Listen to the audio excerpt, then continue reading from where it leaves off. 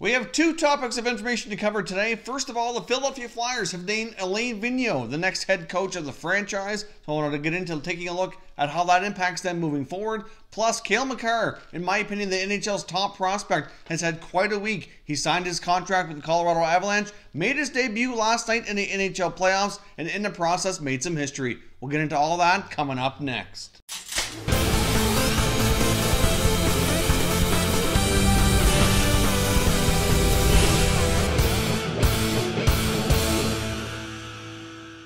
Hey everyone, and welcome back to another video here at Top Shelf Hockey. If you're new to the channel, thanks for stopping by. We review and discuss all 31 NHL teams, so if you're a huge hockey fan, consider subscribing and clicking the bell so you don't miss anything. The Philadelphia Flyers broke some news yesterday indicating that Alain Vigneault has been hired as the next head coach of the franchise here. It's no secret that they were trying to hire Joel Quenneville. Back when they first decided to fire Dave Hakstol, there was some rumors going around that Hakstol was out and that Quenneville was in the process of being hired. Now, as we know, that never came to be. I'm not sure how close they were or what the situation exactly was, but they ended up appointing Scott Gordon as an interim coach as well for the rest of the year. And now, obviously, that interim tag's not going to be removed. They're going in a different direction, bringing in a much more experienced coach in Alain Vigneault. Now, after the Dave Hakstol experiment here didn't go so well, and after he was let go, I was pretty confident that the Flyers were definitely going to go with a much more experienced head coach.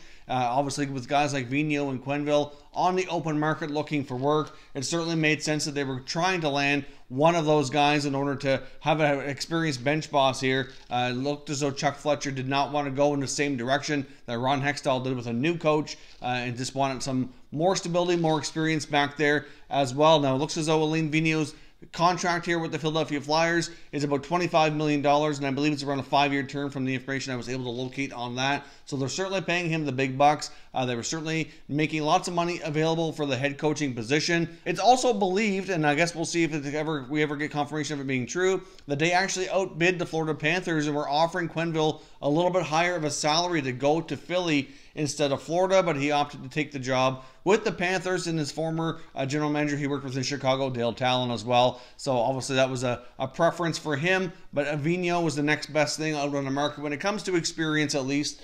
So let's take a look at Alain Vigneault's coaching history here, courtesy of HockeyReference.com, and take you through in case you're not familiar with his track record. You can see on the screen here, Alain Vigneault has been an NHL head coach on 16 different seasons, had a lot of success here. Before he ever came to the NHL, he had coached for 6 years in the Quebec Major Junior Hockey League as a head coach with 2 different franchises, mostly with the Hull Olympique, which was the last 5 years. Of course, Hull is now known as Gatineau, which is just outside of Ottawa, right on the Quebec-Ontario border there. After that, he had an opportunity to go to the NHL as an assistant coach with the Ottawa Senators, which he was there for over 3 seasons, and then he ended up going back to the Q for 1 year as a head coach there as well with Beauport, after Ottawa had cleaned house with their coaching staff. And then his first NHL head coaching position came to be with the Montreal Canadiens.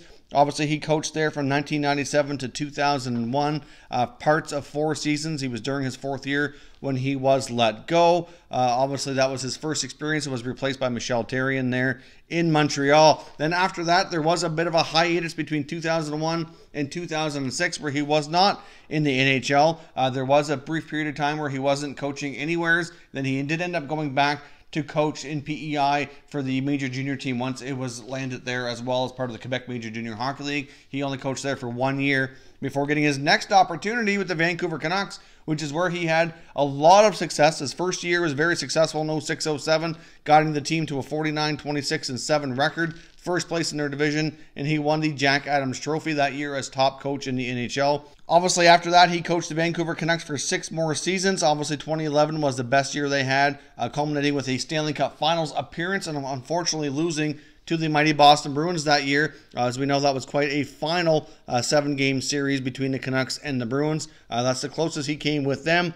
Obviously, following 2 more years after that, he was eventually let go by the Canucks, but it wasn't long after that he was snatched up by the New York Rangers, where he also had a pretty solid run. His first year with the Rangers organization, he got back, making it to the Stanley Cup Finals yet again, unfortunately falling short, though, of getting that elusive Stanley Cup ring. After that, he coached with the Rangers for 4 more seasons, obviously 3 of which were pretty successful regular seasons, and then obviously things start to go downhill, and now they're heading into the rebuild they are today, which they obviously decided to go in a different direction. Now, from what we've been told about Vigneault and from the Flyers' perspective here, is they feel like he's the right coach because he's obviously had a chance to develop a lot of players over the years. Fletcher alluded to the fact that where he coached in junior and had a lot of success. He had a time as an assistant coach. He also had a chance to really develop a lot of young players with the Canucks run as well when he was head coach in Vancouver, that he felt like not only was he a good coach with veterans, but that he also had that ability to help develop young players as well. And obviously that's the situation that the Flyers are in. They do have a lot of good young players coming up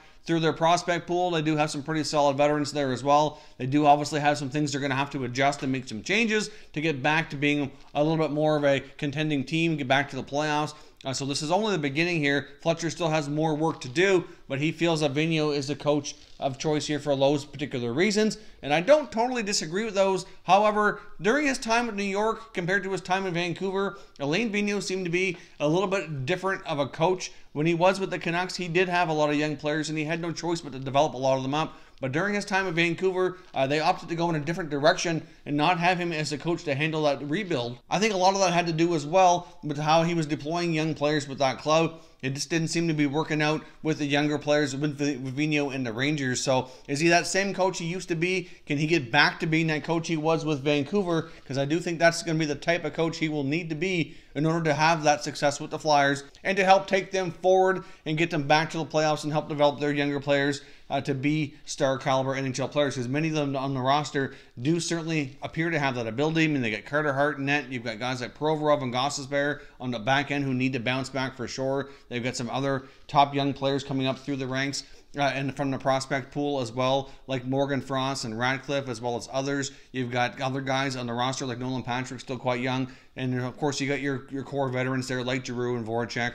Vigneault is certainly one of the more experienced and more successful coaches out there besides Quenneville. He was the next best thing when it comes to that type of coach. I'm just not sure that he is the exact right coach for the Flyers based on his time on New York. But based on his track record prior to that, then I would say yes, overall, Alain Vigneault is a very good coach, and I do think he'd be a good fit with the Flyers organization. So let me know your thoughts and comments down below. What do you think is Alain Vigneault as a coach of the Philadelphia Flyers? Do you see him as being a good fit? And do you see this working out and helping move this team forward? The second piece of news today I want to talk about is Cale Makar. Now, in my opinion, Cale Makar has been the top prospect outside of the NHL up until this point in time. If you watched any of my top prospect videos, which we do cover here quite a bit, when I've gone over the top prospects outside of the NHL, I had him ranked at the very top. I do think he's an absolutely dynamic defenseman who's going to have a terrific career. It was an absolutely excellent choice by the Colorado Avalanche as their top pick in the 2017 NHL draft.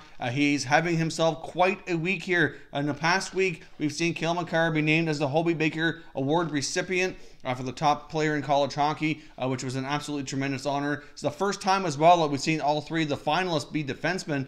He was up against Harvard's Adam Fox, who was a Hurricanes prospect, at least for now. That's a whole other subject for another video. He may not be staying there. And of course, there's also St. Cloud State defenseman Jimmy Schultz, who was also signed by the Vegas Golden Knights as well. So he's now a part of their organization. So certainly some tough competition for sure. But Makar had an absolutely outstanding season. After winning the Hobey Baker Award, he also had a chance to play in the national championship game. Unfortunately, his team, UMass Amherst, came up short, finishing in second place. But still, it's still a pretty solid season overall for Cale Makar. Makar ended up putting up 49 points in 41 games and just had an absolutely terrific season. Then he goes on, signs his entry-level contract with the Colorado Avalanche. Of course, that automatically burns 1 year off, just the fact that he even signed. And then it was announced he was going to be making his NHL debut last night in the playoffs versus the Calgary Flames. And he did not look out of place at all. He had his first couple shifts were pretty solid overall. Looked comfortable out there. And in the first period, with his very first shot on net, he scores a goal. And it was a big goal for the Avs as well. Put them up 3-0 over the Flames early in the first period. Now, this is also the part where he made history. He is the first ever defenseman to make his debut in the Stanley Cup playoffs and score a goal in his first game. Now, there's been other defensemen debut in the playoffs. That's obviously happened a number of times before, but it's never happened where they made their debut and scored a goal. So that's Cale Makar's little piece of NHL history. Good trivia question for down the road here as well. So he had an absolutely phenomenal night. He's had an absolutely phenomenal week. And Avalanche fans, you're absolutely lucky to have this guy on your team. He will be your power play quarterback for many years to come. He's certainly going to be a top pair guy in my opinion. and it's certainly going to be interesting to see what he can accomplish here in the playoffs as a youngster. I mean, the Avalanche are now up 2-1 over the Flames, looked really solid, and we'll see how much of a role he can play here moving forward. If you had a chance to watch Cale Makar and the Avalanche last night in his pro debut, certainly let me know what you thought down below in the comment section. If you're an Avalanche fan as well, I'd love to hear from you on Cale Makar, and let me know what your thoughts are on what I believe to be the top prospect outside of the NHL, finally making his debut with the Avalanche here. If you're new to the channel here, I hope you consider subscribing. We cover all 31 NHL teams, and there's plenty of content here for all hockey fans to enjoy. Plenty of top prospect talk, plenty of Stanley Cup Playoffs talk, and more, so subscribe for more videos just like this one. And if you enjoyed this video, please give it a thumbs up before you go. I'd appreciate it if you did. As always, thank you for watching, and we will catch you next time.